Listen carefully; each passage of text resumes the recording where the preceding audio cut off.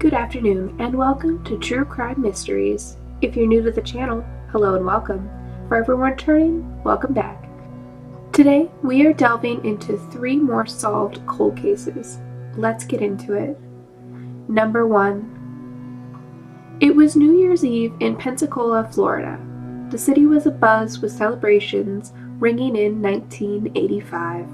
At a bar called Jarrel's Bar and Grill, Tonya Etheridge McKinley, a 23-year-old mother, celebrated with friends. She was a doting mother who loved her 18-month-old. She was vivacious and loved to laugh.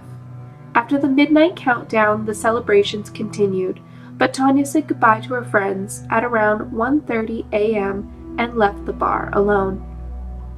Her body was discovered 4 hours later, 7 miles away from the bar in an empty parking lot. Her half-clothed body was found by a couple taking their dog to an emergency vet clinic. The police investigation began quickly, and initially detectives had high hopes in finding her killer. Tonya had been strangled and sexually assaulted. They interviewed her friends and family, thinking her killer was from her circle. As far as evidence collected, police had a substantial amount of DNA. They had hair from the head and pubic area and semen. Despite best efforts of detectives, a suspect was never found and the case went cold. The case was never forgotten though. It was revisited every few years, and as detectives retired, it was passed on to the next generation of detectives. With every advance in technology, Tonya's case would be looked over. Eventually, this became Pensacola's oldest cold case. Detectives were determined to give her family and her son closure in her senseless murder. When the Pensacola Police Department heard about other states' success with old DNA evidence being used to reverse engineer family trees, they immediately reached out to Parabon Nanolabs. Parabon was able to identify distant cousins, and from there they started piecing a family tree together. After 35 years, they finally had a suspect. Daniel Leonard Wells, a 57-year-old man still living in Pensacola area, was under surveillance for several months before his arrest. Police needed him to discard something with DNA evidence, and eventually police witnessed him discarding a cigarette butt. Wells did have a criminal record. He was arrested in '87 for battery and witness tampering, but the witness tampering charge was dropped, and he pled no contest in the battery charge. He was arrested in '88 for solicitation of a prostitute, but it appears that he was never formally charged. He was arrested and held without bond, where he had faced charges of first-degree murder and first-degree sexual battery.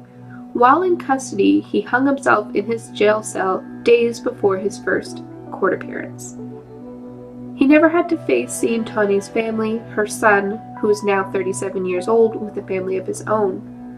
Tonya's family is disappointed that they never got the justice they had hoped for, but they said still knowing who had killed Tonya would help finally put her to rest. Hello. Hello? Hey, is this Tim? Yeah. Hey, this is Captain Mallet. I'm with the Pensacola Police Department. Hey, boss. How you doing? I'm great. You know Tony Adame? Yeah, I do. Okay, so he's standing here with me, and he wants to record this phone call. Is that okay with you? Yeah, that's fine. All right. So you don't know me. We've never met. But I want to let you know that I just made an arrest on your mother's murder. I'm sorry. What did you say? I'm sorry. Your mom's murder back in 1985. I just arrested a guy. I'm sorry. Hold on. Oh, my God. Wait, what? So I picked up the case about a year ago. We worked with some... God, dude. We worked some genetic genealogy to identify a suspect. We identified him through DNA. God. We just brought him in, and he just confessed. Are you serious right now? Yes, sir. Serious. Oh, my God. I know it's been a long time. Yeah, man. I'm sorry, dude. I'm sorry. I'm freaking out right now. I understand. I kind of am, too. Are you serious? This is serious right now? Yes, sir. That's serious. I want to know who it is, man. His name is Daniel Wells. He's from the Milton area. He did not know your mom. Oh, my God.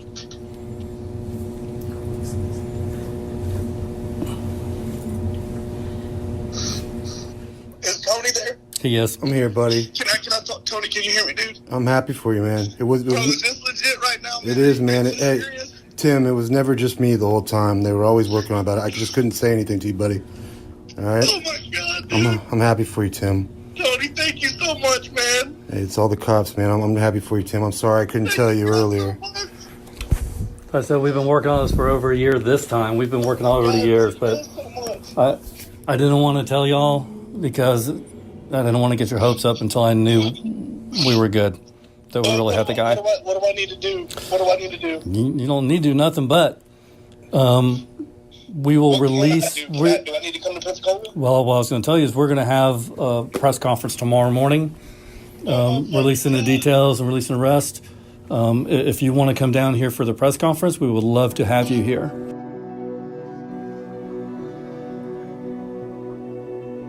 Number 2.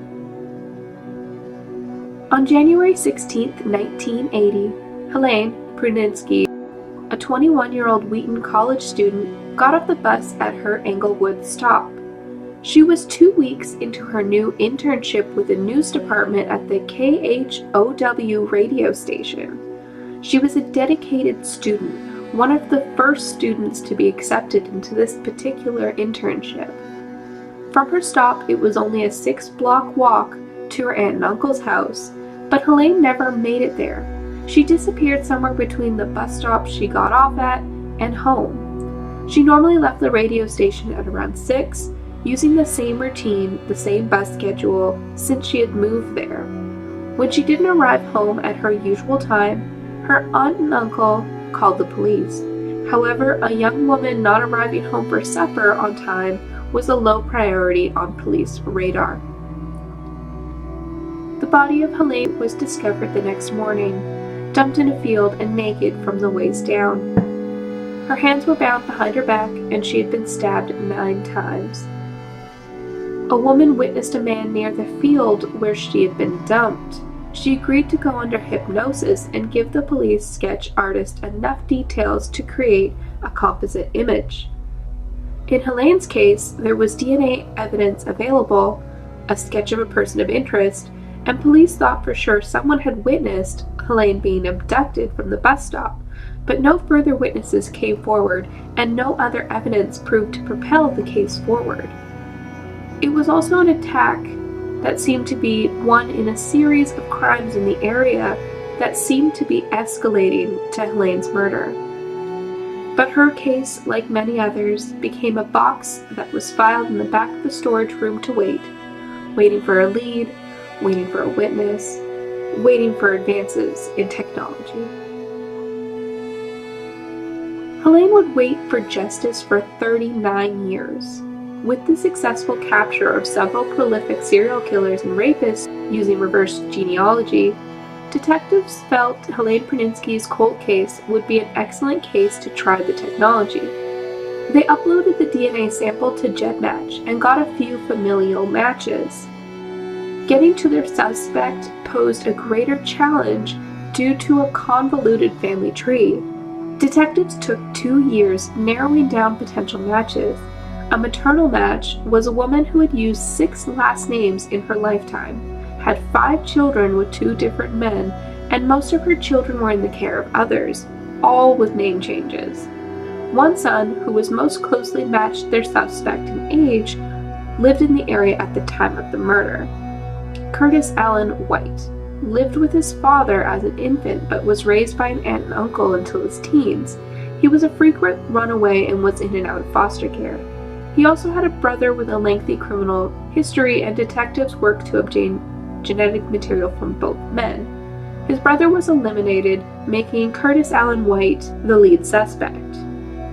Curtis Allen White had changed his name to James Curtis Clanton 2 years after Helene Pruninsky's murder. James Curtis Clanton lived in Denver in 1980, where he was actually on parole for a violent assault in Arkansas. In 1975, he pled guilty to entering a woman's home, forcing her into her bedroom at knife point. He had been sentenced to 30 years, but had only served 4 before making parole. He was released in 1979. long before CODIS was established, before there were sex offender registrations, before publications of violent offenders being released back into the community was a thing. He married for the first time in 1980. His first wife left him after 30 days. In 1982, he changed his name, moved to Florida, had another short marriage. He was arrested on domestic violence charges in 1998. Clanton had never been a suspect until his genetic profile came under purview of detectives decades later. Detectives were able to locate him in the Lake Butler area of Florida. They spent a week following him, waiting for him to leave behind an object containing his DNA. Finally, on November 30th, Clanton left a beer mug behind in a bar, and police were able to take it and get a DNA sample.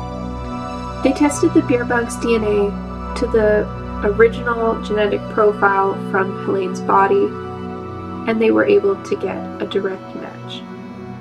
Clanton was arrested while exiting his truck and charged with first-degree murder and second-degree kidnapping. He was then extradited from Florida to Colorado. 40 years after Helene was murdered and left naked in a field, her murderer would face justice. He could not be charged in her rape due to the statute of limitations being expired. He pled guilty. He hasn't been sentenced yet, but he faces 20 years. He can apply for parole in 2040, and he will be 82 then.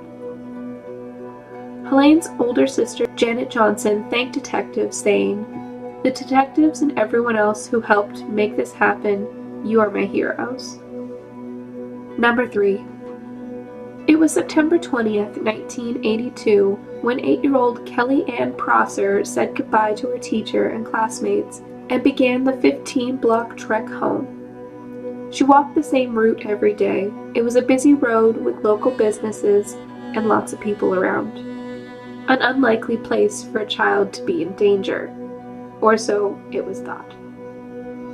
People witnessed seeing her walking down the busy East 16th Street, but when she was crossing an intersection, she simply disappeared. When Kelly Ann failed to return home at her normal time, her mother wasn't immediately concerned. She thought that Kelly Ann went to a friend's house or stayed at school late. After a few hours, however, she began calling around, first to the school and then friends. By 6 p.m., however, her mother called 911 to report her daughter missing. Police immediately began an investigation, and a massive search was undertaken. It became clear that she was abducted. Her body was discovered 2 days later, dumped in a cornfield. She had been beaten, assaulted, and strangled to death. DNA from the scene was collected and preserved. Leads quickly ran out, evidence led to dead ends, and the case went cold. Kelly Ann's family was left without answers for nearly 4 decades before being informed of a break in the case. Columbus investigators had begun working with a reverse engineering company called Advanced DNA to identify suspects in cold cases.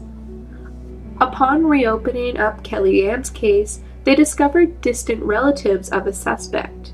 They tracked the DNA back to a man named Harold Warren Jarrel, a now deceased man. He had never been a suspect in the case, even though he had only been out of jail for less than a year for harming a different 8-year-old girl in the same area. This case is frustrating given that Jarrel passed in 1996. He was only 67. Kelly Ann's life was cut so short. Her family said in a statement to the media that they don't feel a sense of justice was served because justice is only a consolation prize. However, they are grateful the killer is deceased as it spares them the torment of a painful trial. It has been said before, and I will say it again, it is amazing all these cold cases are getting solved. With every year, we get more and more resolutions. There must be so many people looking over their shoulders, wondering if it will be their turn to be arrested next. With that being said, that is all for this video. Thank you so much for watching. Please give this video a thumbs up if you like the content, and subscribe for more if you haven't already. If you've done all that and you want to support me and the channel more, I have linked a couple donation options in my description box. Thank you all for your support. I appreciate it greatly, and I will see you in the next video.